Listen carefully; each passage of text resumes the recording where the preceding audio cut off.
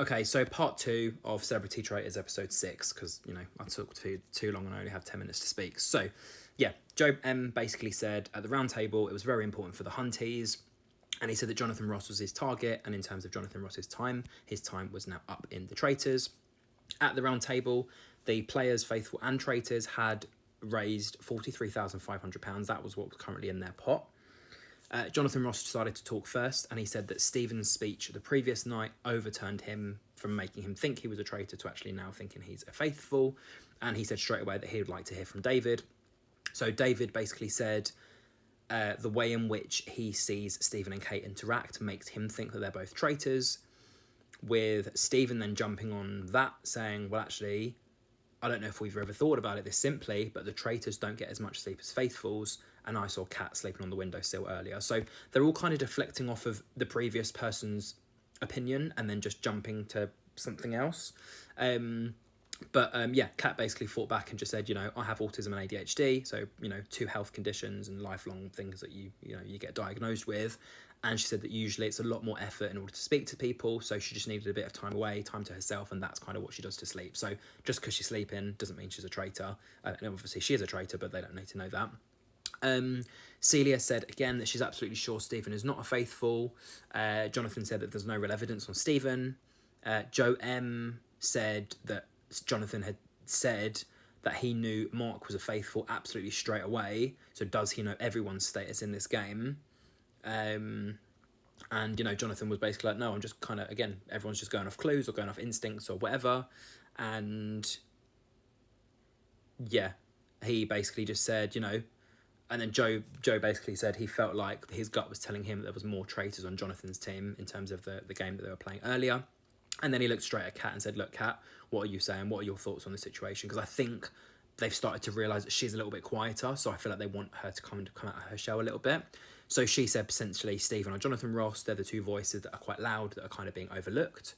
So it was interesting for her to obviously, kind of put Jonathan a little bit under the bus. It's not really her, she's just kind of going along with it, but it's, she's kind of guiding them all in that direction, really, if you think about it. And then, yeah, Lucy jumped on as well. So again, she was one of the quieter ones, but she is getting a lot louder now. She kind of jumped at Joe, asking him why he's acting differently and why he's ramping it up at the round table, to which Joe replied, well, actually, we're all trying to find a traitor. I'm going to ramp it up. I'm not going to sit here, I think at this point, he's not going to sit there and be fake. You got to think, he's a rugby player. He's probably gone through a lot in his life, and he knows when people are talking nonsense, or he knows if people are not wanting to talk, or, hiding certain things. So I think he's just becoming more vocalised because he's so angry and so annoyed that people are not finding the faithful because they're just doing the same thing every round table. Nick basically just said that it's not Joe, and he actually revealed at this point that he deliberately sabotaged the last round of that game. And the fact that he, obviously, as soon as he said that, Joe kind of went like this with his head as if like, oh God. But he just said, yeah, I know Joe's not a traitor. And Joe said, well, I know Nick's not a traitor.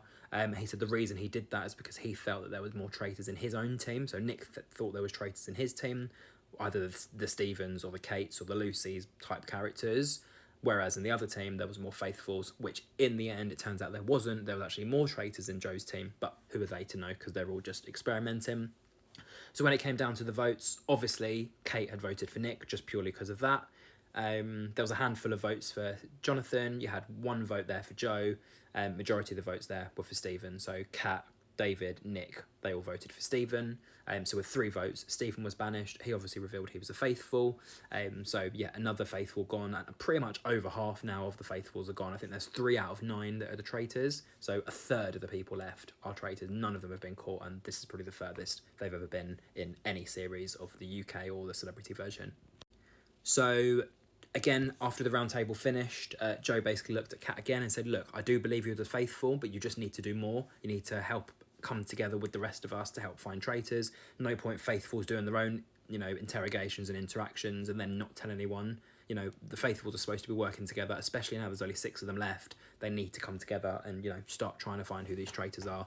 And it's really annoying because there's so many small little clues, just little conversations need to be had, or, little eye flitches or whatever need to be done in order to get people thinking on the same wavelength.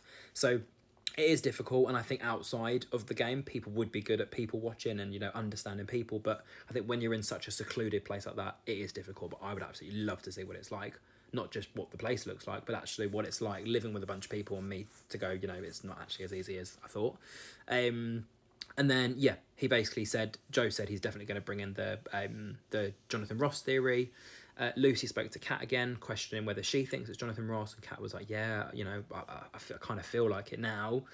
And then Kat said to the camera that she has obviously a few suspicions, or there's a few suspicions on people like Jonathan, but now she almost feels like she has to try and help the faithfuls to keep her under radar, to stop people from, you know, targeting her next. Nick, Kate, Alan, they basically said that they, you know, he basically explained to the two of them that he felt like there was more traitors on their side.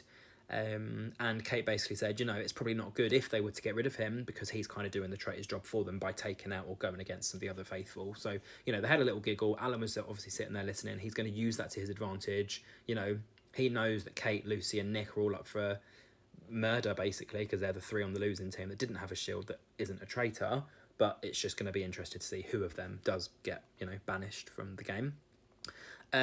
Joe also explained to Lucy, Cat and Nick that Alan forgot he even had a shield. So if you're actually that much of a faithful and every little part of the game matters, how can you forget you have a shield? And Lucy jumped in and said, well, that's probably not that important to him. You know, he doesn't need it. He's a traitor. So again, just a quick change of thought. One little snip made her just, you know, change her mind. So again, Kat's going to probably use that to her advantage.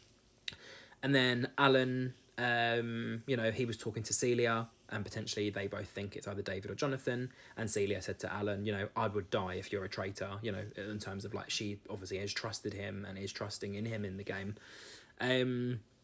Kate, Nick and Lucy were all sent to the little room, so where all the people get murdered, so that they all actually received a letter which said, you know, that one of them will be murdered by the traitors face to face.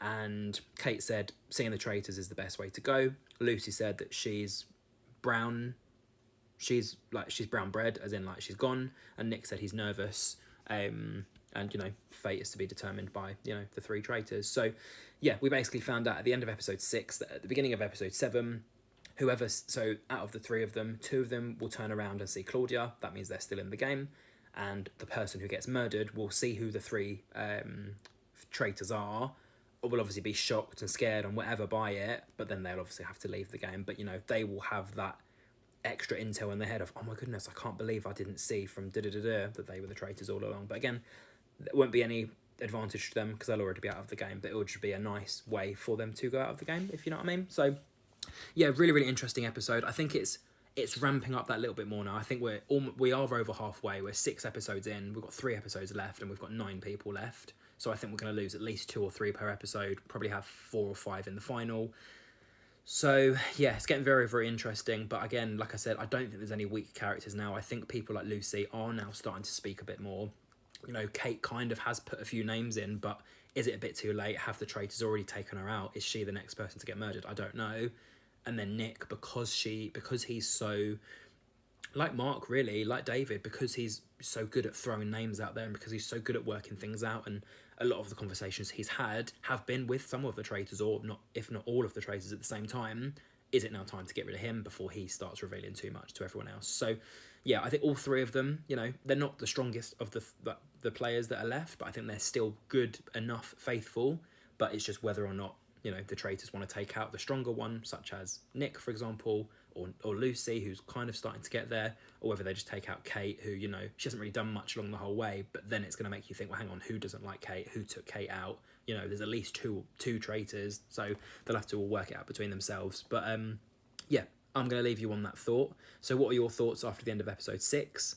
I think for me, like I said, a lot has changed. I think Alan is still very, very good. I think Jonathan is still, you know, a little bit in trouble. Obviously, it's a shame that Stephen's gone. You know, and I think some of the people from the past, you know, some of their deaths and some of their banishments are now coming back on other people. So Celia, I don't think trusts Alan, or, you know, doesn't really trust him as much. I don't think Celia trusts Kat either. You know, although Kat said, I'm not a traitor to Celia, I don't think she believes it. I think it's just, you know, just gone over her head and she's going to go for her next. But you just never know. And then obviously David's not really 100% safe either. But so yeah, that is it for episode 6. That's about 19 minutes of me talking about it. So I'll let you do the watching on. I've got episodes 7, 8 and 9 to watch. And yeah, I'll be with you in my next review. So until then, see you later.